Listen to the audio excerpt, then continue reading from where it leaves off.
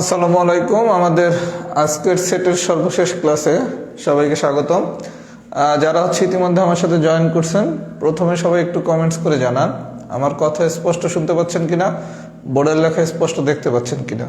যদি কথা স্পষ্ট শুনে থাকেন এবং বোর্ডের লেখা যদি স্পষ্ট দেখে থাকেন, তাহলে সবাই একটু কমেন্টস করেন অল ক্লিয়ার।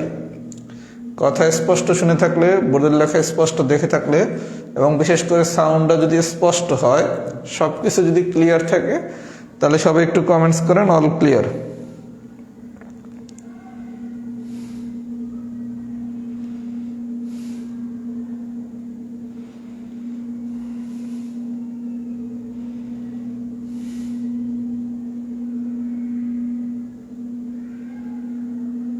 আচ্ছা, যেহেতু সবাই অল ক্লিয়ার লিখতেছেন, আমি তাহলে পড়ানো শুরু করি। আজকে আমাদের খুবই অল্প কিছু আলোচনা বাকি ছিল। আশা করি আলোচনাটা খুব সহজেই আমরা করব, একটু মনোযোগ দিলে বিষয়টা খুব সহজেই বুঝবেন। আমি প্রথমে টাইপ 5 পড়াবো। টাইপ 5টা সবাই একটু দেখেন। এটা ইতিমধ্যে আমি সেটের পার্ট 1-এ পড়াইছি, তারপর একটু দেখাচ্ছি। Question number 1, type 5 question number 1 কি বলছে দেখেন, তালিকা পদ্ধতিতে প্রকাশ করুন।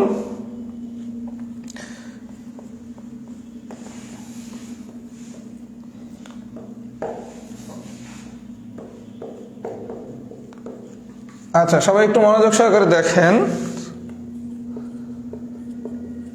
আমরা একটু বিষয়টা বোঝার চেষ্টা করি।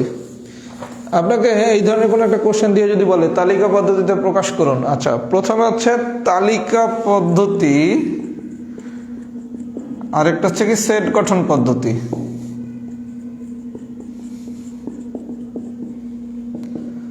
আমরা সেটকে কিভাবে প্রকাশ করবো, এটা মূলত দুই ভাবে প্রকাশ করি। একটা হচ্ছে তালিকা পদ্ধতিতে প্রকাশ করি, আর একটা হচ্ছে সেট গঠন পদ্ধতিতে প্রকাশ করি।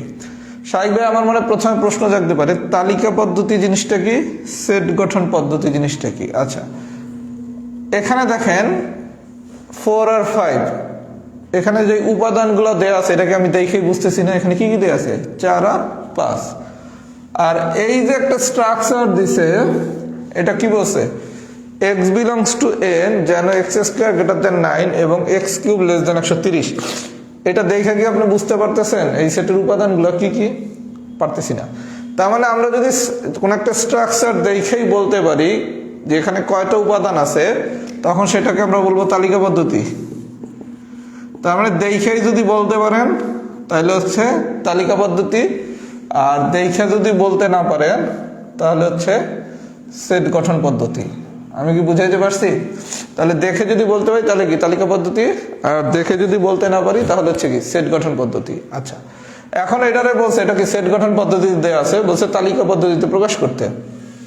আমরা প্রথম ক্লাসে শিখছিলাম কি, যদি এই ধরনের কোনো একটা স্ট্রাকচার দেয় তখন আমরা কি করব, এই অংশটাকে আলাদা করব। আলাদা করলে কি আসে, এক্স স্কোয়ার গ্রেটার দেন 9। আচ্ছা, এটাকে ক্যালকুলেট করলে আসে কি দেখেন তো, এক্স স্কোয়ার গ্রেটার দেন 9 মানে কি 3 স্কোয়ার।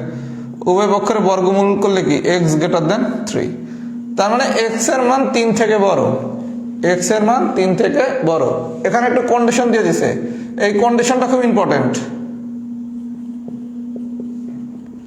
এই কন্ডিশনটা খুবই ইম্পর্টেন্ট, মানে এখানে এক্স এর মান কেমন বলছে এটা খুব ইম্পর্টেন্ট, যে এক্স বিলংস টু এন বলছে নাকি এক্স বিলংস টু জেড বলছে, কি বলছে এটা খুব গুরুত্বপূর্ণ। এখানে বলছে এক্স বিলংস টু এন, মানে কি এক্স হচ্ছে এমন একটা স্বাভাবিক সংখ্যা, এক্স হচ্ছে এমন একটা স্বাভাবিক সংখ্যা যা এই কন্ডিশনের উপরে পড়বে। আচ্ছা, তাহলে এক্স কি স্বাভাবিক সংখ্যা, তাহলে এক্স এর মানে আমি বলতেছি কি 3 থেকে বড়। তাহলে 3 থেকে বড় স্বাভাবিক সংখ্যাগুলো কি কি, 4, 5, 6, 7, 8 এরকম চলতে থাকবে। বিষয়টা কি বুঝাইতে পারছি? এটাকে আমি বুঝাইতে পারছি? আচ্ছা, তাহলে আমি এই অংশটা বের করলাম। আচ্ছা, এবার আসেন এই অংশটা, এক্স কিউব লেস দেন 130। আমরা পার্ট 1-এ কি শিখছিলাম, 130, 5 কিউব মানে কি 125। তাহলে 130 মানে তো আমি কিছু জানি না, তার মানে কি 5 পয়েন্ট সামথিং কিউব। আচ্ছা, 5 পয়েন্ট সামথিংটা যেহেতু আমরা জানি না, আমরা সবসময় যখনই সামথিং লিখবো 5.1, 3.1। কেন? যাতে আপনার ক্যালকুলেশনটা ভুল না হয়। এটাতে 5.1 হবে বিষয়টা কিন্তু তা না, 5 পয়েন্ট সামথিং, যে কোনো কিছু হইতে পারে। কিন্তু আপনি পরীক্ষা যাতে ভুল না করেন এর জন্য সবসময় ধরবেন 5.1 বা 3.1, 2.1, 4.1। আচ্ছা, এখন উভয় পক্ষরে যদি ঘনমূল করেন তাহলে কি x < 5.1, তার মানে x এমন একটা স্বাভাবিক সংখ্যা যেটা কি 5.1 এর থেকে ছোট।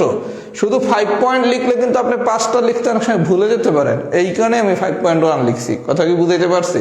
তাহলে x এর মান 5.1 এর থেকে ছোট। 5.1 এর থেকে ছোট এমন স্বাভাবিক সংখ্যাগুলো কি কি হতে পারে? 5 হতে পারে, 4 হতে পারে, 3 হতে পারে, 2 হতে পারে, 1 হতে পারে, কারণ আমাদের ক্ষুদ্রতম স্বাভাবিক সংখ্যা হচ্ছে কি 1। আচ্ছা, তাহলে আমি এই একটা সেট পাইলাম, প্রথম সেটটার নাম দিলাম a, দ্বিতীয় সেটটার নাম দিলাম b। আর এটা পুরোটা যদি a দেয়া থাকতো তাহলে এটা ধরতেন p, এটা ধরতেন q। এই বন্ধু কি বুঝাইতে পারছি? তাহলে এই একটা সেট পাইলাম এটার জন্য, এই একটা সেট পাইলাম এটার জন্য। এখন এই দুটার ভিতর কমন উপাদান নেন, a ইন্টারসেকশন b। এই দুটার ভিতর কমন উপাদান আছে কি 4 আর 5 না? 4 আর 5, তার মানে অ্যান্সার হচ্ছে 4, 5।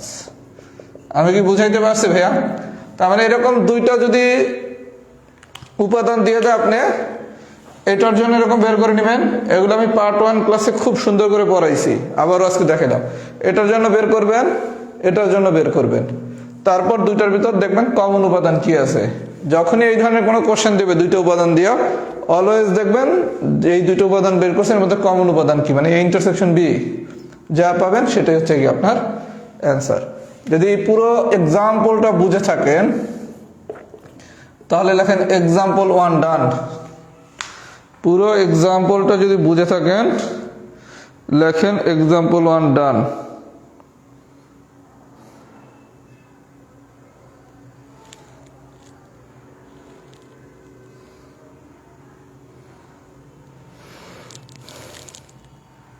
সবাই একটু ফিডব্যাক দেন এক্সাম্পল 1 ডান হয়েছে কিনা। এগুলো কিন্তু রিটেন ম্যাথ অনেক কাজে লাগবে আপনাদের। আমি খুব মনোযোগ সহকারে একটা দৃষ্টি আকর্ষণ করে কথা বলতেছি। প্রিলির ম্যাথ যখন পড়তেছেন রিটেনের কথা ভুলে যান। আপনার ডিকশনারিতে রিটেন নামে কোনো শব্দ নেই ম্যাথমেটিক্সের জন্য। আমি ম্যাথের কথা বলতেছি, যেহেতু আমি ম্যাথের মানুষ, অন্য সাবজেক্টের বিষয়ে অন্য স্যার বলবে। ম্যাথমেটিক্স পড়ার সময় আপনার যে রিটেন নামে একটা জিনিস আছে এটা আপনি ভুলে যাবেন বিসিএস এর। আপনার শুধু ধ্যান ধারণা হবে বিসিএস এর প্রিলির ম্যাথ খুব ভালো মতো শিখবো। আচ্ছা, আপনি যদি বিসিএস এর প্রিলির ম্যাথ খুব ভালো মতো শিখেন আপনার 50% প্রিপারেশন কমপ্লিট।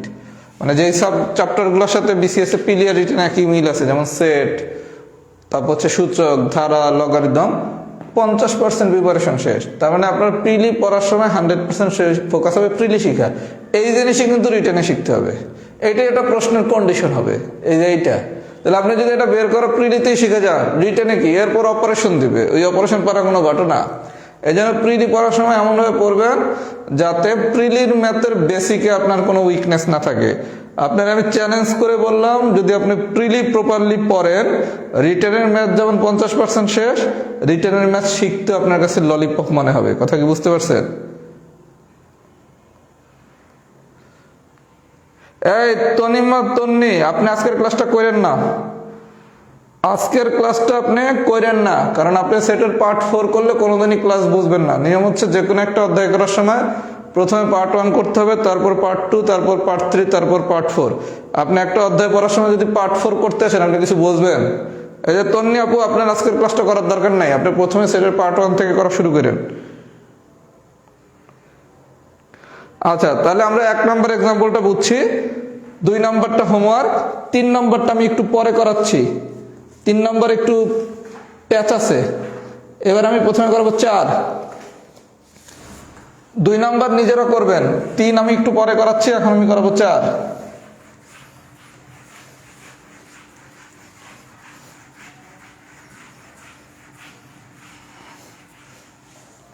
আচ্ছা, 4 নম্বর কোশ্চেনটা একটু দেখি ভাই, একটু মনোযোগ দেন, খুব মজার জিনিস এগুলো।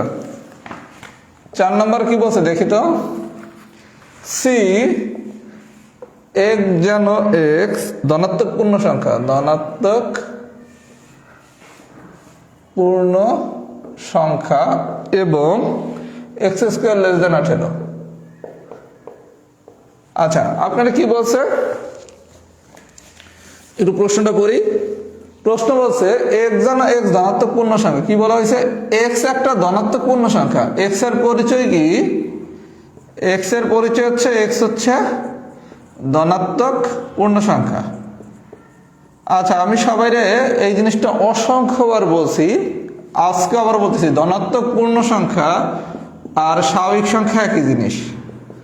ধনাত্মক পূর্ণ সংখ্যা আর স্বাভাবিক সংখ্যা একই জিনিস। তার মানে পরীক্ষায় আপনাকে যদি ধনাত্মক পূর্ণ সংখ্যা বলে অথবা যদি স্বাভাবিক সংখ্যা বলে, গল্প একই। তার মানে এক্স আমার এমন একটা ধনাত্মক সংখ্যা যেখানে এক্স স্কোয়ার লেস দেন 18। আচ্ছা, একটু মনোযোগ সহকারে দেখেন, আমার টার্গেট হচ্ছে always x less than 8, x greater than 8 এরকম বানানো।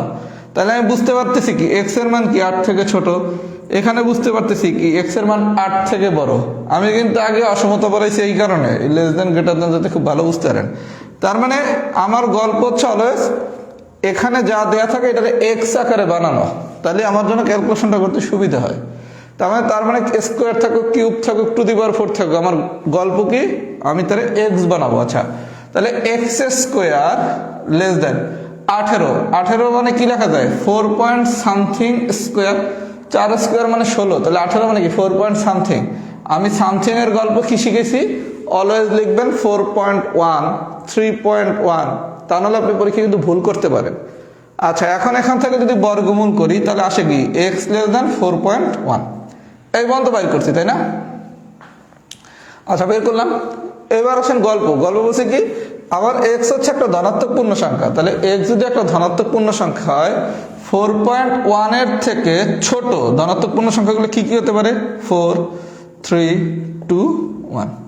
তার মানে এটা হচ্ছে আপনার অ্যান্সার। আমি কি ভাই বুঝাতে পারছি? আপনারা বলছে কি এক্স এর মান 4.1 এর থেকে ছোট, খুব ভালো কথা। এবার এক্স এর পরিচয় বলছে কি এক্স হচ্ছে একটা ধনাত্মক পূর্ণ সংখ্যা, তাহলে এক্স যদি একটা ধনাত্মক পূর্ণ সংখ্যা হয় তাহলে ধনাত্মক পূর্ণ সংখ্যার মানগুলো কি হতে পারে? 4.1 এর থেকে ছোট। 4 হতে পারে, 3 হতে পারে, 2 হতে পারে, 1 হতে পারে, কারণ ধনাত্মক পূর্ণ সংখ্যা বা স্বাভাবিক সংখ্যা শুরু হয় কি দিয়ে? 1 দিয়ে। আমি কি বিষয়টা বুঝাইতে পারছি? এটা যদি বুঝাতে পারি, আপনাদের একটা বিসিএস প্রিলিতে কোশ্চেন আসছে, শুধু ধনাত্মকের জায়গায় দিচ্ছে ঋণাত্মক পূর্ণ সংখ্যা, 39তম প্রিলিতে। এই প্রশ্নটা সবাই নিজেরা সলভ করেন, সব একই জিনিস, শুধু ধনাত্মকের জায়গায় দিচ্ছে ঋণাত্মক পূর্ণ সংখ্যা। আমার কথা কি সবাই বুঝছেন? আচ্ছা, যদি বুঝে থাকেন সবাই একটু ফিডব্যাক দেন তো, এক্সাম্পল 4 কি ডান হয়েছে নাকি? জিনিসগুলো কিন্তু খুব মজার জিনিস, এগুলো সব আমি 1 নম্বর ক্লাসেই পড়াইছি, আজকে আবার একটু পড়াইলাম যাতে এই জিনিসগুলো খুব মজা করে ধরতে পারেন। আর এগুলো পারলে রিটার্নের সেটও শেষ।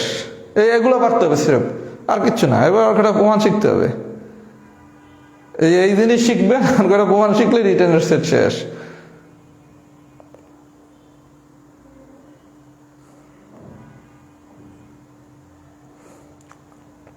শোনেন, প্রিলির ম্যাথ শিখতে অনেক বেশি সময় লাগে, রিটেনের ম্যাথ শিখতে আরো কম সময় লাগে যদি আপনি প্রিলির ম্যাথ ঠিক মতো পারেন। আপনারা যেটা করেন, প্রিলির সময় রিটেন শিখতে যান, প্রিলিও শিখেন না, রিটেনও শিখেন না। এখানে প্রিলির ম্যাথও পারেন না, রিটেনের ম্যাথও পারেন না। বিসিএস এর প্রিলির ম্যাথ হচ্ছে বেসিক ম্যাথ, মানে এটা যদি আপনি পারেন, এবার আপনি ব্যাংকের ম্যাথ চেষ্টা করেন, রিটেন করেন, কঠিন ম্যাথ করেন, সবকিছু করার চেষ্টা করতে পারবেন। এই জন্য এটা হচ্ছে ফাউন্ডেশন ম্যাথের।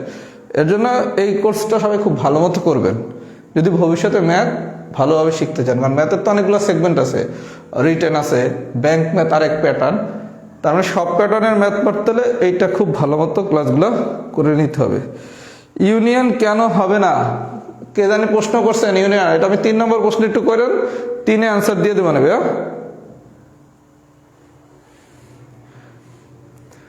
3 নম্বর কোশ্চেন আমি অ্যান্সার দিয়ে দেবো না, যে ইউনিয়ন ইন্টারসেকশনের গল্প যে বলছেন। আচ্ছা, তাহলে আমরা 4ও পারছি, তাই তো?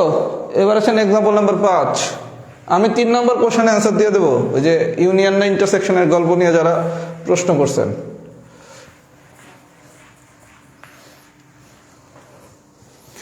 আচ্ছা, 5 নম্বরের কোশ্চেনটা একটু দেখেন। আপনারা যদি আমি কোশ্চেনটা এভাবে দিতাম, ভাইয়া মনে করেন কোশ্চেন দিছে এরকম, x বিলংস টু n যেন x 36 এর গুণনীয়ক। এটা মনে করেন একটা কোশ্চেন।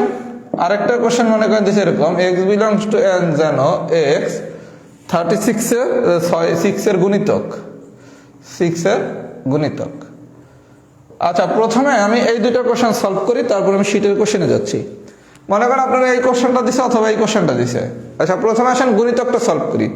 আমরা শিখছি কি গুণিতক মানে কি, নামতা। 6 এর গুণিতক, তাহলে 6 এর নামতা পড়ি। 6, 12, 18, 24, 30, 36 চলতে থাকবে। গুণিতক মানে কি নামতা, এটা আমরা শিখছি না? তাহলে 6 এর গুণিতক মানে কি 6, 12, 18, 24, 30, 36 চলতে থাকবে এরকম। আচ্ছা, গুণনীয়কের গল্প জানি কি শিখছিলাম, 1 আর সেই সংখ্যা দ্বারা ভাগ করা যাবে। এর বাইরে কি কি দ্বারা যায়? 2 দ্বারা যায়, 3 দ্বারা যায়, 4 দ্বারা যায়, 6 দ্বারা যায়, 9 দ্বারা যায়, 12 দ্বারা যায়, 18 দ্বারা যায়। এই বন্ধু ঠিক আছে? আচ্ছা, তাহলে গুণনীয়কও বের করা শিখছি, গুণিতকও বের করা শিখছি। যদি কোশ্চেনটা এরকম দিত তাহলে পারছি, কোশ্চেনটা যদি এরকম দিত তাইলেও পারছি, এরকম দিলেও পারি, এরকম দিলেও পারি। এখন করছে কি, এই কোশ্চেনটা এক করে দিছে, কি বলছে, x বিলংস টু n যেন x 36 এর গুণনীয়ক এবং 6 এর গুণিতক। আচ্ছা, x বিলংস টু n যেন x 36 এর গুণনীয়ক এবং 6 এর গুণিতক। আচ্ছা, তার মানে কি আপনার এই একটা অংশ দিছে, এই একটা অংশ দিছে। একটা কি বলছে, 36 এর গুণনীয়ক বলছে, আরেকটা জায়গায় কি বলছে, 6 এর গুণিতক বলছে। আচ্ছা, তাহলে প্রথম কাজ, আপনি গুণনীয়কের গল্পটা সমাধান করেন, 36 এর গুণনীয়কের গল্পটা সলভ করেন, করলাম। 6 এর গুণিতকের গল্পটা সলভ করেন, করছি। এরপর আমি জানি শিখেছি কি ভাইয়া, এইটারে মনে করেন প্রথমটারে দিলেন এ সেট, পরেরটারে দিবেন বি সেট। যখনই দুইটা আসবে অলওয়েজ করবেন ইন্টারসেকশন। এখন একজন প্রশ্ন করছেন, একজন না মানে একাধিক জনই প্রশ্ন করছেন, বা ইন্টারসেকশন না নিয়ে কেন আমি ইউনিয়ন নিলাম না। আচ্ছা, ইউনিয়ন আর ইন্টারসেকশনের পার্থক্য কি? ইউনিয়ন মানে আমি যদি সবকিছু নেই। আচ্ছা, ইউনিয়ন মানে কি আমি যদি সবকিছু নেই, আর ইন্টারসেকশন মানে কি দুইটার মধ্যে যেগুলো কমন উপাদান আমি যদি তা নেই। আচ্ছা, আপনি যখন সমাধান চিন্তা করেন তখন বলছে কি এইটা একটা অংশ, এইটা একটা অংশ, আপনার এখানে একটা কিছু পাবেন সলিউশন, এখানে কিছু একটা পাবেন। তার মানে এখানে আপনি যা পাবেন তার জন্য কি সবকিছুর জন্য তো এটা সিদ্ধ হবে না? আমার কথাটা বুঝছেন? এই জায়গায় আমি এক্স এর আমরা যখন সমাধান করি না, এক্স এর মান 1 আর 2 বের করছেন। এখন আপনি 1 দ্বারা কি বাম পক্ষ ডান পক্ষ দুইটা সিদ্ধ হলে কি এক্স এর মান 1, আবার এক্স এর মান 2 বের হলে 2 দ্বারা যদি বাম পক্ষ ডান পক্ষ দুইটা সিদ্ধ হয় তাহলে কি সমাধান। আচ্ছা, তার মানে এখানে যতগুলো সলিউশন পাচ্ছি এইগুলো সবগুলো সলিউশনের জন্য কিন্তু এটা সিদ্ধ হবে না। আবার এটার জন্য যতগুলো সমাধান পাচ্ছি তার জন্য কিন্তু এটা দ্বারা সিদ্ধ হবে না। যেহেতু সবগুলো সমাধান দ্বারা সিদ্ধ হবে না, এর জন্যই আমরা ইন্টারসেকশন করতেছি, মানে শুধু কমন উপাদানগুলো নিচ্ছি। তাহলে এই কমন উপাদান নিলে কি দুইটারই সিদ্ধ করবে। আমি সমীকরণের ভাষায় বললাম, আমি কি বুঝাইতে পারছি কেন আমরা ইউনিয়ন না নিয়ে আমরা ইন্টারসেকশন নিয়েছি? বুঝাইতে পারছি? আচ্ছা, তাহলে এখন এই দুটারে যদি ইন্টারসেকশন করেন, 6, 6, 12, 12, 18, 18, 36, 36, এই যেমন মনে করেন 24 যদি নিতেন, এই 24 কি এটারে সমাধান সিদ্ধ করে? করে না। আবার এই 2 কি এটারে সিদ্ধ করে? করে না। এই কারণে আমরা ইন্টারসেকশন করছি। কথা কি বুঝাইতে পারছি ভাইয়া? যদি বুঝে থাকেন তাহলে 3 বাদে বাকি সবগুলো হয়ে গেছে। যেই কটা এক্সাম্পল দেওয়া আছে সবগুলো এক্সাম্পল সবাই করবেন। আমি 3 নম্বর অঙ্কটা একটু পরে দেখাচ্ছি, এখন আমি সেট গঠন পদ্ধতি পড়াবো। এখন পর্যন্ত আমি যা পড়াইছি সবকিছু যদি বুঝে থাকেন তাহলে লেখেন অল ডান। 3 নম্বর এক্সাম্পলটা আমি একটু পরে করাচ্ছি সবার শেষে। এই 5 পর্যন্ত যদি সবাই বুঝে থাকেন, কেস টুর যেই কটা এক্সাম্পল দেওয়া আছে সবগুলো এক্সাম্পল শেষ, এক্সাম্পলগুলো পড়ে নেবেন। আর যার কাছে যে গাইড বই আছে, গাইড বই শুরুতে একটা রিডিং আছে যে সেট কে আবিষ্কার করছে, হাঙ্কি পাঙ্কি একটু রিডিং আছে, রিডিংটা একবার পড়ে নিয়েন। সেট কে আবিষ্কার আছে, জস কেন্টর, এইসব হাঙ্কি পাঙ্কি একবার একটু রিডিং দিয়ে নিয়েন।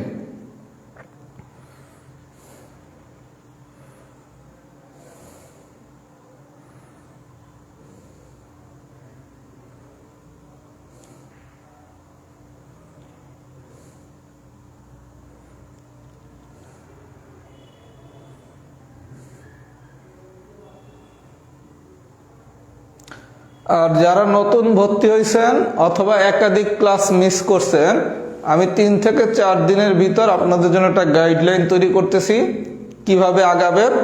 কারণ আপনাদের আমি যদি একটা নির্দিষ্ট গাইডলাইন না দেই আপনারা নিজেরা ঠিকমতো আগাতে পারবেন না, আমার যেটা অভিজ্ঞতা বলে।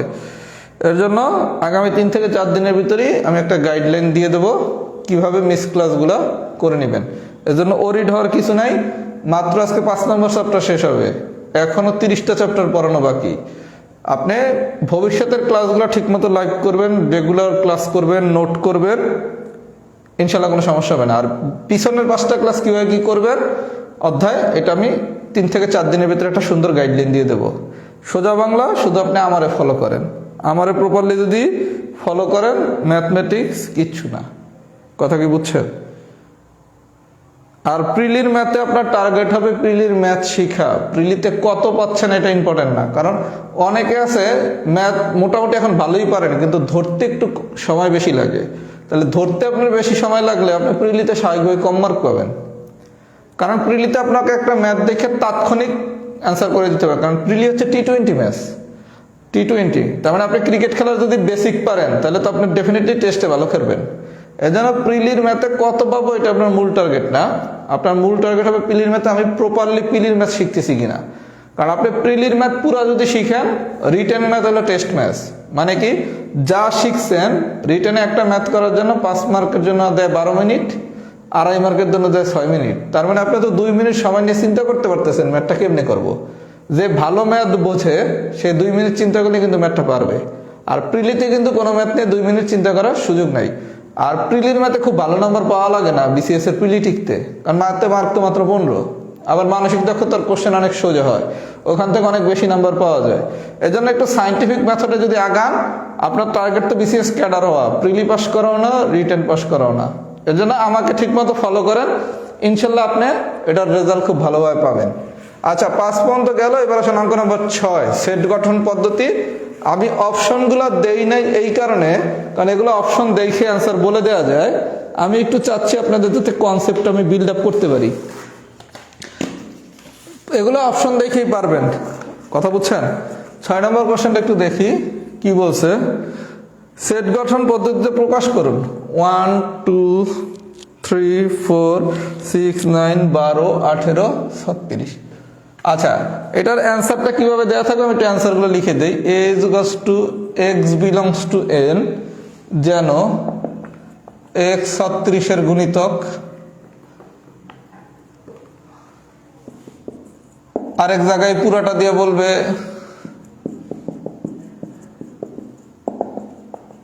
36 এর গুণনীয়ক।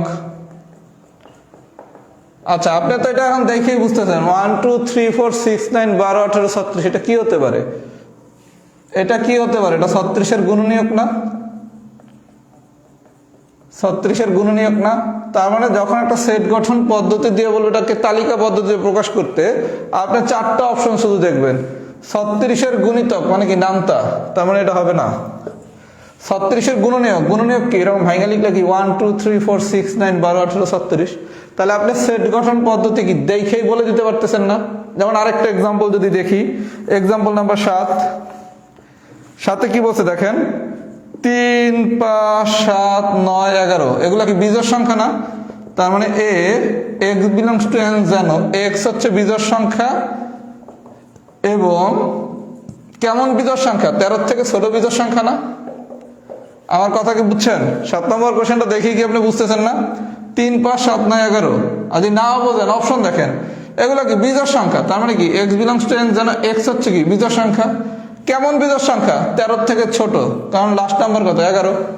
যদি এরকম হতো 3 5 7 9 11 13, তখন অ্যান্সারটা লিখতেন কিভাবে? a equals to x belongs to n, যেন x বিজোড় সংখ্যা এবং x লেস দ্যান ইকুয়াল 13। তার মানে আপনাকে যদি কখনো সেট গঠন পদ্ধতিতে প্রকাশ করতে বলে, আপনি জাস্ট অপশন দেখে বুঝা যাবেন অ্যান্সার কি। এটা কিচ্ছু না, এটা হলো সবচেয়ে ইজি জিনিস। আর 9 নম্বর কোশ্চেনটা লাগবে না, 9 নম্বর কোশ্চেনটা দরকার নেই প্রিলির জন্য, 9 বাদ দিবেন। যদি সব কিছু বুঝে থাকেন, আমি এখন 3 নম্বর ম্যাথটা করাবো, তার আগে যদি সব বুঝে থাকেন সবাই লেখেন টাইপ 5 ডান।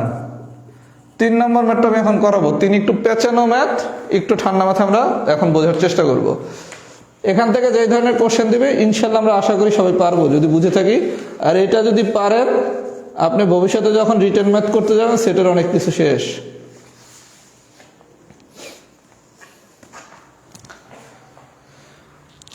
একটু ফিডব্যাক দেন তো, গল্প বুঝছেন নাকি?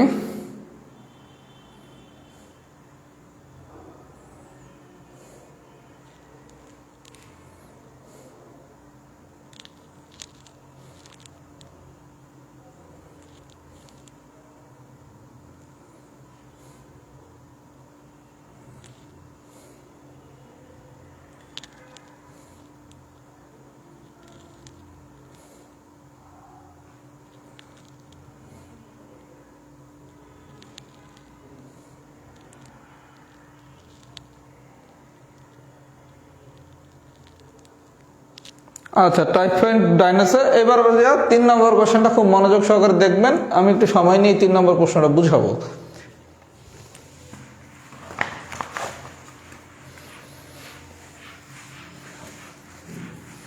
একটু মনোযোগ দেন সবাই 3 নম্বর কোশ্চেনটা। আচ্ছা, প্রথমে আসেন 3 নম্বর কোশ্চেনটা যদি এভাবে আসতো, না যেভাবে আসতো এভাবেই করাই আগে।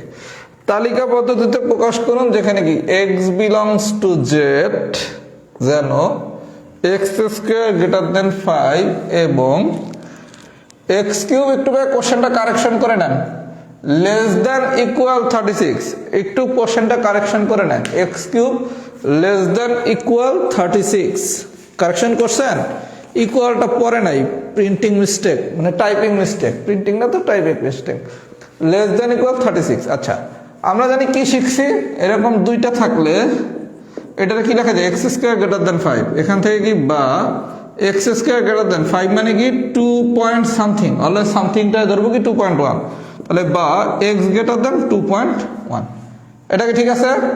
এদের কি বুঝছি? আচ্ছা, এটারে জানি কি করব,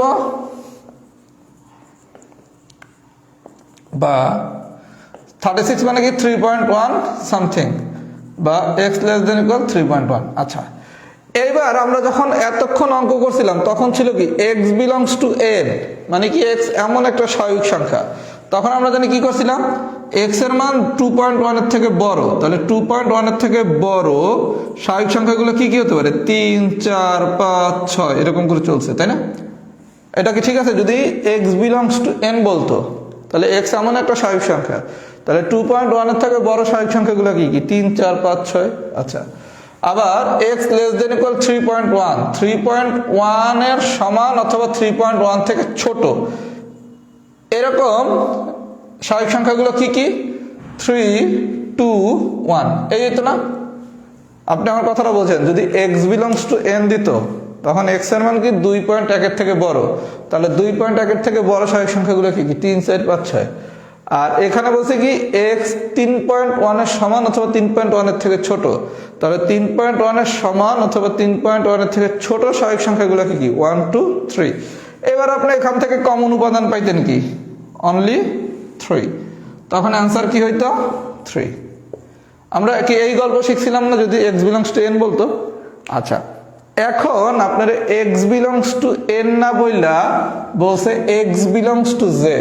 আচ্ছা, z মানে কি পূর্ণ সংখ্যা, z মানে কি পূর্ণ সংখ্যা। পূর্ণ সংখ্যা জানি কেমন হয়, ধনাত্মক পূর্ণ সংখ্যা হইতে পারে, ঋণাত্মক পূর্ণ সংখ্যা হইতে পারে। পূর্ণ সংখ্যা কেমন হইতে পারে, ধনাত্মক পূর্ণ সংখ্যা হইতে পারে, আবার ঋণাত্মক পূর্ণ সংখ্যা হইতে পারে। এখন ধনাত্মক পূর্ণ সংখ্যা স্বাভাবিক সংখ্যার গল্প তো একই, ধনাত্মক পূর্ণ সংখ্যা আর স্বাভাবিক সংখ্যা দ্বারা কি একই জিনিস বোঝায় না? তার মানে আপনি যখন পূর্ণ সংখ্যা বলছে তখন একবার কি পজিটিভ চিন্তা করতেন, মানে কি ধনাত্মক পূর্ণ সংখ্যা বা স্বাভাবিক সংখ্যা চিন্তা করতাম, তাহলে তো গল্প এটা ঠিকই আছে, এই পর্যন্ত কি ঠিক আছে না? বুঝেন? যদি আপনি পজিটিভ চিন্তা করেন, যেহেতু পূর্ণ সংখ্যা বলছে, পজিটিভ হতে পারে নেগেটিভ হতে পারে, পজিটিভ চিন্তা করলে কি এই গল্প আর এই গল্প ঠিক আছে। এখন তো পজিটিভের সাথে কি নেগেটিভও চিন্তা করতে হবে। নেগেটিভ মানে কি, এক্স এর মান 2.1 এর থেকে বড়, তার মানে কি 2.1 এর থেকে বড় আমার পূর্ণ সংখ্যাগুলো কি কি, 3, 4, 5, 6, এটা হচ্ছে পজিটিভ। এখন এই সবগুলার নেগেটিভ মানও তো নেওয়া যাবে ভাইয়া, কেন? আপনি যদি -3 বসান, -3 বসাইলে আসে কত, 9, 9 কি 5 এর থেকে বড় না? -4 বসাইলে আসে কত, 16, 16 কি 5 এর থেকে বড় না? -5, 5 বসাইলে 25, 25 কি 5 এর থেকে বড় না? -6, -6 বসাইলে কি 36, 36 কি বড় না? তার মানে এখানে তখন উপাদানগুলো হবে যে পজিটিভ মানগুলো বের করছেন সবগুলার নেগেটিভ মানও নিতে হবে। আমার কথা কি বুঝছেন? কারণ সবগুলা পজিটিভ মানের জন্য যেমন এটা সিদ্ধ হবে, সবগুলা এই একই মানের সবগুলা নেগেটিভ মানের জন্য সিদ্ধ হবে। আমি কি বুঝাইতে পারছি? তাহলে তখন কি 3 - 3, 4 - 4, 5 - 5, 6 - 6, 7 নিলে -7, 8 নিলে -8, এরকম চলতে থাকবে। কথা কি বুঝাইতে পারছি? আচ্ছা, এই অংশ শেষ। এবার আসেন এই অংশে। বলা হয়েছে কি আপনার x³ <= 36। আপনি যদি 1 বসান, 1³ মানে কি 1 36-এর থেকে ছোট, 2 বসালে কি 8 36-এর থেকে ছোট, 3 বসালে কি 27 27 কি 36-এর থেকে ছোট, 4 তো বসানো যাবে না। আচ্ছা, এই যে মানগুলো নিলাম 1 2 3, এই মানগুলা পজিটিভ। এখন এগুলোর কি নেগেটিভ মানগুলো যদি চিন্তা করি, নেগেটিভ মানগুলো যদি চিন্তা করেন, দেখেন -1 বসালে কি -1 আসে, -1 36-এর থেকে ছোট। -2 বসালে কি মাইনাস কিছু একটা আসে, -3 বসালে কি মাইনাস কিছু একটা আসে, -4 বসালে কি মাইনাস কিছু একটা আসে, -5 বসালে কি মাইনাস কিছু একটা আসে। মানে পৃথিবীর যতগুলা মাইনাস মান আছে, এই মাইনাস মানগুলো আমরা যদি বসাই, সবগুলা মাইনাস মানে কি 36-এর থেকে ছোট না? কারণ এখানে মানটা কি মাইনাস আসবে, মাইনাস কি অলওয়েজ পজিটিভ থেকে ছোট। তার মানে এই কন্ডিশনের ক্ষেত্রে এই 3টা পজিটিভ মান হবে, আর যত নেগেটিভ মান আছে সবগুলো নেগেটিভ মান হবে। আমি কি বুঝাইতে পারছি? এখন এই দুইটার ভিতর দেখেন তো কমন উপাদান আছে কি 3 3, -3 -3, -4 -4। এরপর যা আছে এগুলো কি সব কমন না? এর জন্য এটার অ্যান্সারটাকে আমরা এভাবে লিখতে পারি ডট ডট ডট -4 -3 3। মানে কি এই জায়গার যতগুলো নেগেটিভ মান আছে, আমরা অসমতা যেটা শিখছি, -5 হোক -6 হোক -7 হোক, এই সবগুলা মান হবে। আর এখান থেকে শুরু হবে কি -4 -3 3। আমি কি বুঝাইতে পারছি?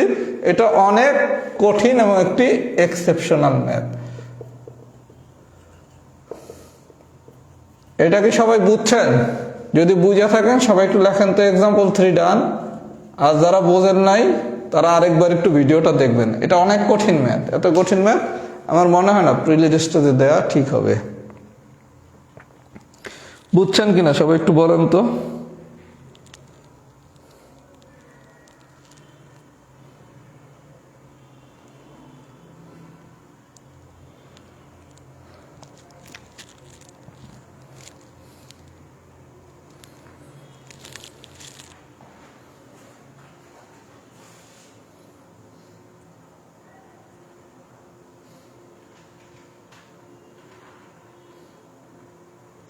যারা এক্সাম্পল 3টা বোঝেন না, আরেকবার একটু ভিডিওটা টেনে দেখবেন, তারপরও না বুঝলে বাদ। যদি এইবার একটু কম বোঝেন আরেকবার দেখবেন, তারপরে যদি না বোঝেন বাদ। এত কঠিন ম্যাথ প্রিলিতে আসা উচিত না, আসলে অনেকে পারবেন না।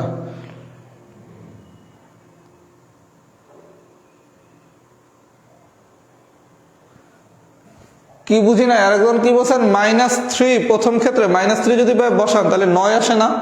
9 কি 5-এর থেকে বড় না? এই যে কে জানে একজন প্রশ্ন করছেন, কোশ্চেনটা বুঝি নাই।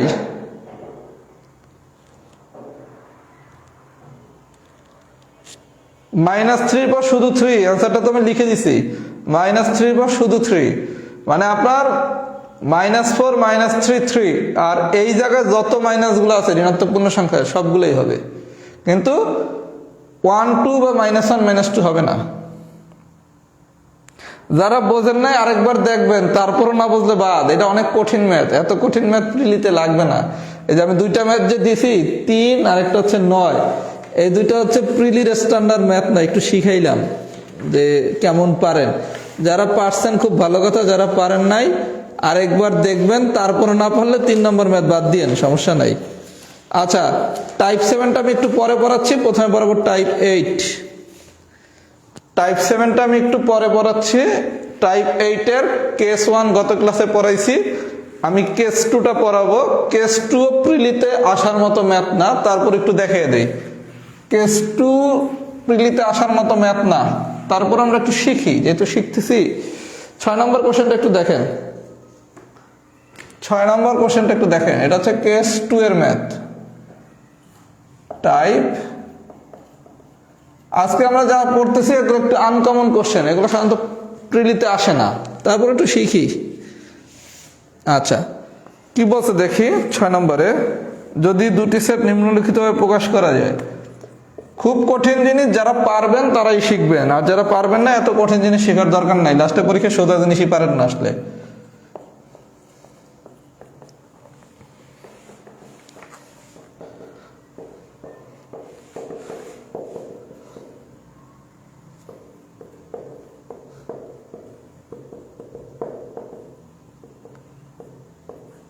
আচ্ছা, এক্স আর ওয়াই দেওয়া আছে, সবাই একটু মনোযোগ সহকারে দেখেন ভাইয়া।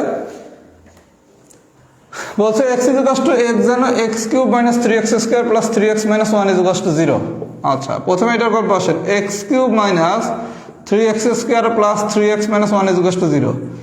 আমরা যখন বীজগাণিতিক সূত্রাবলী করব তখন এগুলো খুব আরো ইজিলি শিখবো। আমরা জানি কি a minus B whole cube, এটা সূত্র কি, a cube minus 3a square b plus 3ab square minus b cube, এটা আমরা সবাই জানি না। a minus B whole cube মানে কি a cube minus 3a square b plus 3ab square minus b cube. তাহলে x cube minus 3x square plus 3x minus 1, এটাতে কি লেখা যায়, a cube minus a square into b plus 3a into b square minus b cube লেখা যায়। এই জিনিসটারই যদি আমি এরকম ফর্মুলা আকারে লিখতে চাই তাহলে কি a cube minus 3a square into b plus 3a into b square minus b cube হয়েছে। তাহলে এটা কোন ফর্মুলায় পড়ছে, a minus b whole cube. আচ্ছা, তাহলে এই পুরাটা সমান সমান হচ্ছে 0, তাহলে x মাইনাস 1 হোল কিউব সমান সমান 0, উভয় পক্ষের ঘনমূল করলে কি x মাইনাস 1 সমান সমান 0, তাহলে x ইকুয়ালস টু আসে কত 1। তাহলে এখান থেকে আপনি উপাদান পাইছেন কত 1। এই পর্যন্ত কি বুঝাইতে পারছি? জাস্ট এটা তো দেখেই আপনি বুঝবেন, যখন বীজগাণিতিক সূত্রাবলী করবেন তখন আপনি তো দেখেই বুঝবেন। এটা মানে হচ্ছে একটা ফর্মুলা, কোন formula, a minus B whole cube, formula অনুসারে লিখলে কি আসে x ইকুয়ালস টু 1। আচ্ছা, এরপর y এর পরিচয় দিছে কি দেখেন, x equals to x belongs to r এবং x 3 দ্বারা বিভাজ্য। আচ্ছা, x যদি 3 দ্বারা বিভাজ্য হয় তাহলে কি কি হইতে পারে, 3 হইতে পারে, 6 হইতে পারে, 9 হইতে পারে, 12 হইতে পারে, 15 হইতে পারে, তাই না? 3 দ্বারা বিভাজ্য সংখ্যাগুলো কি কি হতে পারে, 3, 6, 9, 12, 15, 3, 6, 9, 12, 15 এগুলো হচ্ছে পজিটিভ। আপনারা বলছে x belongs to r, x belongs to r মানে কি, x এমন একটা বাস্তব সংখ্যা, বাস্তব সংখ্যা মানে কি পজিটিভ নেগেটিভ সবই নিতে হবে। তাহলে 3 দ্বারা বিভাজ্য সংখ্যা যেমন প্লাস 3, মাইনাস 3ও কি 3 দ্বারা বিভাজ্য না? প্লাস 3 যদি 3 দ্বারা বিভাজ্য হয় তাহলে মাইনাস 3ও কি 3 দ্বারা বিভাজ্য না? যেহেতু বলে দিচ্ছে x বিলংস টু r, যদি বলতো x বিলংস টু n তাহলে শুধু আমরা পজিটিভ মানগুলো নিতাম। যদি বলতো x শুধু ধনাত্মক পূর্ণ সংখ্যা তাহলেও পজিটিভ মানগুলো নিত। কিন্তু বলছে কি x বিলংস টু r মানে কি x একটা বাস্তব সংখ্যা, তার মানে 3ও যেমন 3 দ্বারা বিভাজ্য, মাইনাস 3ও তো 3 দ্বারা বিভাজ্য, তার মানে সবগুলোর সাথে হবে কি প্লাস মাইনাস, মানে plus minus 3 plus minus 6 plus minus 9 plus minus 12, মানে প্লাস 3 হবে মাইনাস 3 হবে, প্লাস 6 হবে মাইনাস 6 হবে, এরকম করে চলতে থাকবে। আচ্ছা, এইটা x পেলাম, এটা y পেলাম। এবার বলছে কি দুইটার ভিতর কোনো কমন উপাদান আছে কিনা, এটা পাইছেন y 1, 3, 6, 9, 12, 15, দুটার মধ্যে কোনো কমন উপাদান আছে নাই, এর জন্য হবে কি ফাঁকা সেট। কথা কি বুঝছেন? এগুলো প্রিলিতে আসা উচিত না, প্রিলি উপযোগী এগুলো কোশ্চেন, এগুলো রিটেন টাইপ কোশ্চেন। তারপরে যদি আসে বেসিকটা কি বুঝছেন, তার মানে বেসিকটা হচ্ছে কিছুই না, এটা ফর্মুলাতে যাবে, কিছু ম্যাথ মিডল টার্মে যাবে। যেমন আমি হচ্ছে অঙ্ক নাম্বার 4-5 করাই নেই, যেটা আপনারা করবেন মিডল টার্ম ব্রেকিং এ যাবেন। যারা মিডল টার্ম ব্রেকিং এ দুর্বল, আমি এরপরই পড়াবো বীজগাণিতিক সূত্রাবলী এর উৎপাদক, ওখানে মিডল টার্ম ব্রেকিং এর নিয়ম শিখিয়ে দেওয়া হবে। যারা মিডল টার্ম ব্রেকিংটা একটু কম পারেন তারা উৎপাদকের ক্লাসে মিডল টার্ম ব্রেকিং শিখে যাবেন। যারা এই ফর্মুলাটা ধরা একটু কম বোঝেন বীজগাণিতিক সূত্রাবলীতে শিখে যাবেন। তারপর এভাবে করব। আমি যদি পুরো বিষয়টা বুঝাইতে পারি তাহলে সবাই একটু লেখেন তো কেস টু ডান। সবাই যদি পুরো বিষয়টা বুঝে থাকেন লেখেন কেস টু ডান।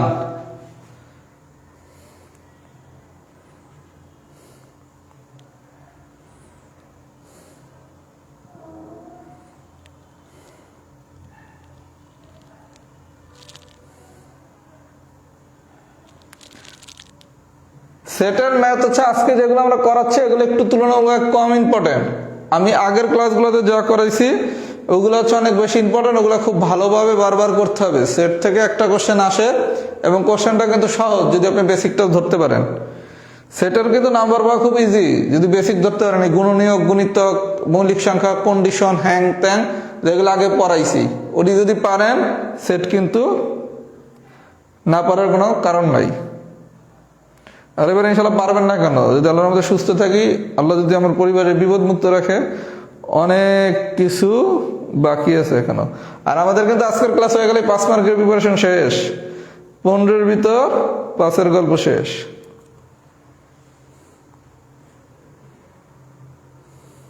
আর পাটিগণিত খুব মজা করে করাবো ইনশাল্লাহ, সমস্যা নাই, খুবই মজা করে করবো পাটিগণিত। আচ্ছা, এইবার আসেন আজকের দিনের লাস্ট টাইপ, টাইপ 7। টাইপ 7-এর অঙ্ক নাম্বার 1, 2, 3, এই 3টা অঙ্কই আমি ইতিমধ্যে করাই ফেলছি। এই 3টা অঙ্ক সবাই নিজেরা করবেন। 1, 2, 3 3টা অঙ্কই করাইছি। গুণনীয়ক, 35-এর গুণনীয়ক কিভাবে বের করবেন এটা শিখেছি না?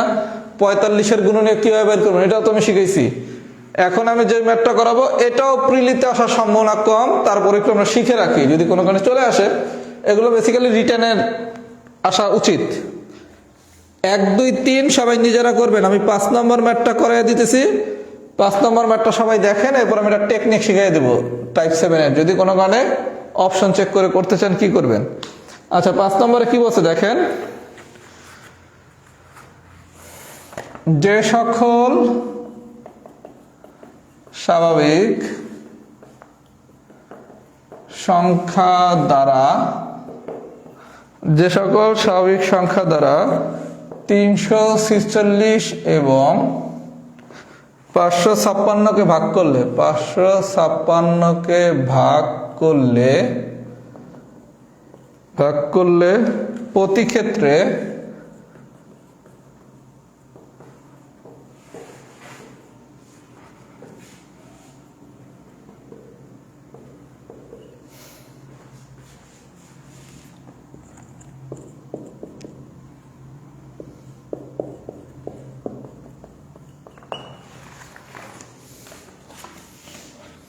আচ্ছা কি বলছে দেখেন ভাই, যে সকল স্বাভাবিক সংখ্যা দ্বারা 346 এবং 556-কে ভাগ করলে প্রতি ক্ষেত্রে 31 অবশিষ্ট থাকে তাদের সেট।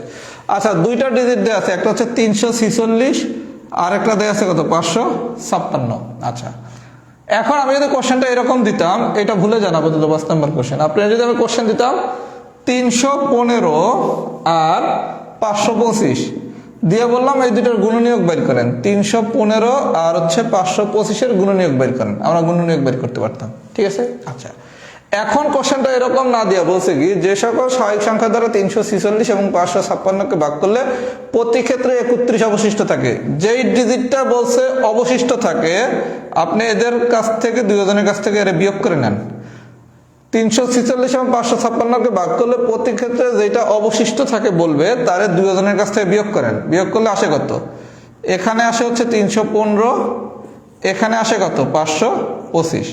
আচ্ছা, এবার আমি 315 আর 525-এর গুণনীয়ক বের করব। বের করার সময় একটু জিনিস মাথায় রাখতে হবে, সেটা হচ্ছে যখন গুণনীয়ক বের করবেন বলা হয়েছে কি 31 অবশিষ্ট থাকে, তার মানে গুণনীয়কগুলো হতে হবে 31-এর থেকে বড়।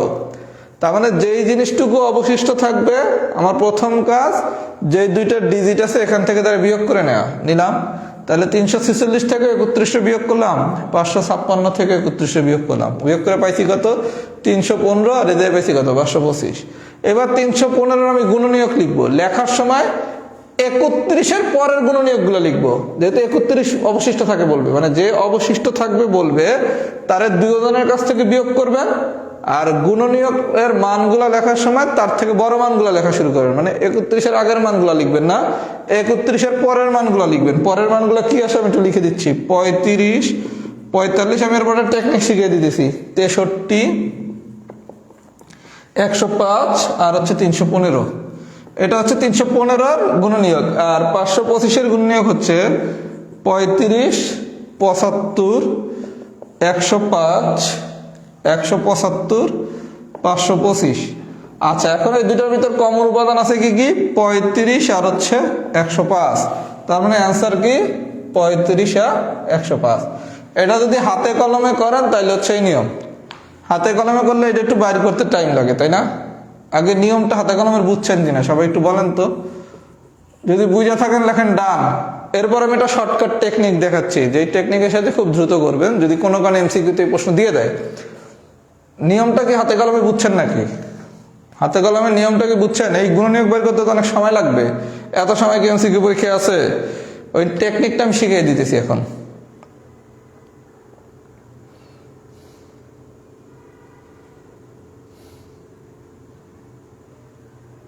এটা নবম শ্রেণীর ম্যাথ, একজন করে কোশ্চেন, এটা নবম শ্রেণীর ম্যাথ।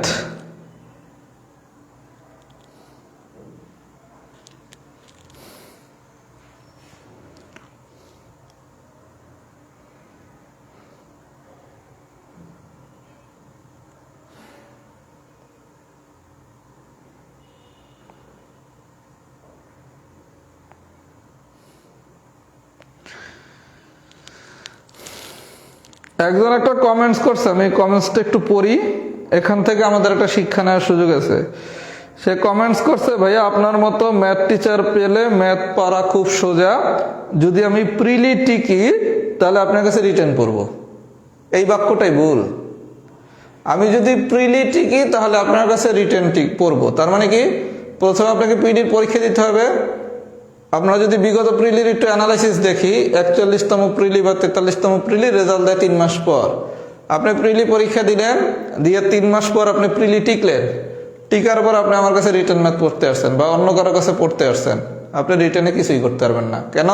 আপনি তো 3 মাস শেষ করে তারপর রিটেন পড়া শুরু করছেন। তার মানে আপনাকে প্রিলির পরীক্ষা এমনভাবে দিতে হবে যাতে পরীক্ষা দিয়ে আপনি পরের দিন রিটেন পড়া শুরু করতে পারেন। আমার কথা কি বুঝছেন? তার মানে দোদুল্যমান অবস্থায় প্রিলির পরীক্ষা দেওয়া যাবে না, যে টিকতেও পারি নাও টিকতে পারি। তারা পড়বে সবথেকে বড় বিপদে, টিকতেও পারি নাও টিকতে পারি। সে কি প্রিলির প্রিপারেশন নেবে পরেরটা, না রিটেনের প্রিপারেশন নেবে? রিটেন প্রিপারেশন নেওয়ার সময় মনে হবে যদি প্রিলিতে নাই টিকি, আবার প্রিলির প্রিপারেশন নিতে থাকলে চিন্তা হবে যদি রিটেন টিকি তাহলে কি করবো। তার মানে প্রিলি এমনভাবে পড়বেন যাতে আপনি প্রিলির পরীক্ষা দেওয়ার পরের দিন নির্দ্বিধায় রিটেনের প্রিপারেশন নিতে পারেন বা রিটেন কারো কাছে পড়তে পারেন। এজন্য প্রিলি খুব ভালো মতো পড়েন, যাতে ওই দোদুল্যমান অবস্থায় আপনার পড়া না লাগে। এদের জন্য কিন্তু খুব কঠিন হয়ে যাবে, কারণ আপনি রিটেনের রেজাল্টের পর যখন প্রিলির রেজাল্টের পর রিটেন পড়তে যদি শুরু করেন আপনি অনেক কম সময় পাবেন। আর রিটেন হচ্ছে সমুদ্র। এই বন্ধু কি বুঝছেন? এর জন্য প্রিলির সময় প্রিলি এমনভাবে পড়ান যাতে এই জীবনের কোনোদিন প্রিলি পড়া না লাগে। একবারে প্রিলি পড়বো, পড়ার মতো পড়বো। যেমন আমার একটা ছোট ভাই আছে, ও এমনভাবে প্রিলি পড়ছে ওর জীবনে কোনোদিন প্রিলিতে আর ফেল করবে না। ফার্স্ট বিসিএস ছিল 41, এমনভাবে প্রিলি পড়ছে ও 41 টিকছে, 43-এও টিকবে, 44-এর প্রিলিতেও টিকবে। জাস্ট পরীক্ষার আগে কিছুদিন। আচ্ছা, এবার হচ্ছেন এই ম্যাথটা আমাদের যদি এমসিকিউ পরীক্ষা আসে, আমরা তো এত কিছু করে করব না। আমরা কি করব একটু দেখি, আমরা অপশন চেক করে করব। সবাই একটু মনোযোগ সহকারে ম্যাথটা বোঝার চেষ্টা করেন। এত কিছু তো আর পরীক্ষায় সময় নাই প্রিলিতে। আচ্ছা, এই ম্যাথটা যদি এমসিকিউ আকারে আসে আপনি কি করবেন দেখেন। এ 45 315, বি 45 63, সি 35 105, ডি 75 525। আচ্ছা, এইরকম ম্যাথ যদি আসে আপনার প্রথম কাজ 346 আর 556, 2জনের কাছ থেকে 31 বিয়োগ করলে জানি কি আসে, এখানে আসে 315, এখানে আসে 525। আচ্ছা, একটু লক্ষ্য করেন ভাইয়া, আপনি প্রত্যেকটা অপশনের ভ্যালু দেখবেন এই 45 দ্বারা 315 আর 525 দুইটারে ভাগ করা যায় কিনা। যদি 45 দ্বারা দুইটারে ভাগ করা যায় তাহলে 45 ওকে। এরপর দেখবেন 315 দ্বারা দুইজনের ভাগ করা যায় কিনা। যার দ্বারা দুইজনের ভাগ করা যাবে সেই আমার অ্যান্সার। যেমন আপনি দেখেন 105 দিয়ে যদি আমি 315 ভাগ করি 3, 525 ভাগ করলে কত 5, তার মানে কি 105 দ্বারা দুইজনের ভাগ করা যায়। আবার 35 দ্বারা যদি আমি ভাগ করি 9 যদি হয় 315, 35 দ্বারা যদি ভাগ করেন 9, আর 525 যদি 35 দিয়ে ভাগ করেন 1, 175 মানে 9, এটাও মিলা যায়। তার মানে অ্যান্সার হচ্ছে সি। এখন আমার তো অ্যান্সারটা করা দেখে আমি বলতেছি 35 আর 105 অ্যান্সার। আপনি পরীক্ষায় বুঝবেন কিভাবে, আপনার একটু ট্রিক শিখিয়ে দিই। দেখেন 315 দ্বারা 315 ভাগ করা যাইতে পারে, 525 কি যায়? তার মানে 315 দ্বারা যেহেতু 525 ভাগ যায় না, তার মানে কি অপশনে হবে না। আবার 525 দিয়ে 525 ভাগ করা যাবে, 315 কি ভাগ করা যাবে? যাবে না। তার মানে কি এও অ্যান্সার হবে না, ডিও হবে না। এই জন্য কি আপনার অপশন চেক করার কোনো দরকার আছে? অপশন চেক করার কোনো দরকার নাই। এইবার আপনি বি আর সি এর মধ্যে যে কোনো একটা অপশন চেক করেন, বি আর সি এর মধ্যে যে কোনো একটা অপশন চেক করবেন, যার জন্য দুইটা মিলবে সেই আপনার অ্যান্সার। আমি কি বুঝাইতে পারছি? অপশন কি 4টা কোনোদিন চেক করা লাগে? এই দুইটা কিভাবে ইজিলি বাদ দিলাম বুঝাইতে পারছি। এখন বি সি এর মধ্যে যদি সি চেক করেন, সি দুইটা যদি মিলা যায় তাহলে সি অ্যান্সার, যদি না মিলে তাহলে অটো কি বি অ্যান্সার। টেকনিকটা বুঝছেন? যদি বুঝে থাকেন লেখেন তো টি ডান। যদি টেকনিকটা বুঝে থাকেন তাহলে সবাই লেখেন টি ডান, টি ডান। এগুলো হচ্ছে যদি বড় বড় ডিজিট দিয়ে কখনো দেয় এভাবে করুন, আর যদি ছোট দেয় 35 45 এগুলো তো মুখে মুখেই করতে পারবেন। টাইপ 7 পুরোটা সবাই করবেন, হাতেও করবেন আবার এই টেকনিকটা অ্যাপ্লাই করবেন, হাতেও করবেন আবার টেকনিকটা অ্যাপ্লাই করবেন। কথা কি বুঝাইতে পারছি?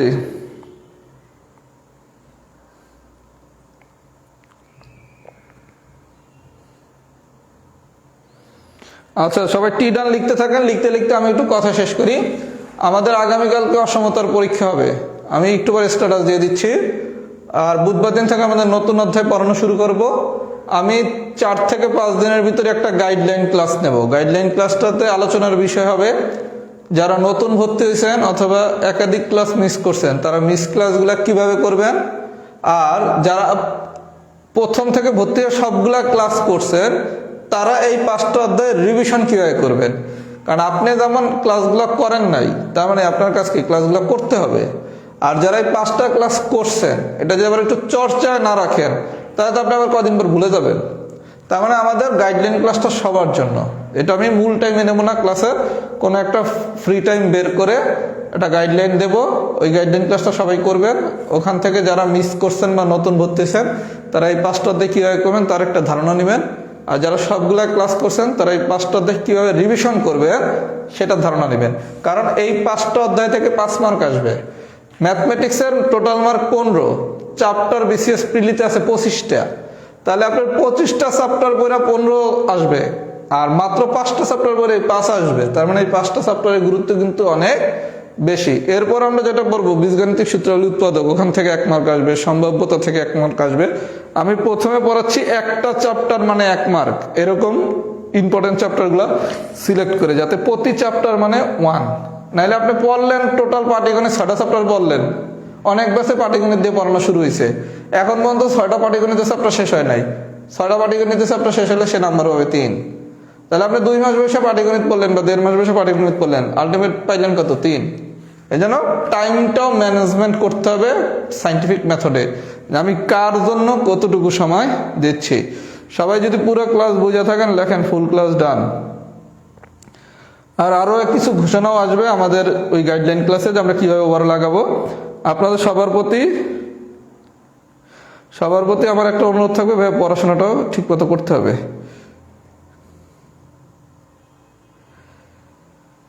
সবাই একটু লেখেন ফুল ক্লাস কি ডান হয়েছে কিনা, তাহলে আমাদের আজকের ক্লাস শেষ। ফুল ক্লাস কি ডান হয়েছে কিনা, কালকে অসমতার পরীক্ষাটা দিয়েন। আর যারা নতুন ভর্তি হয়েছেন বা একাধিক ক্লাস মিস আছে, একটু ঠিক মতো আমার গাইডলাইনটা ফলো করেন, তাহলে ইনশাল্লাহ সমস্যা হবে না।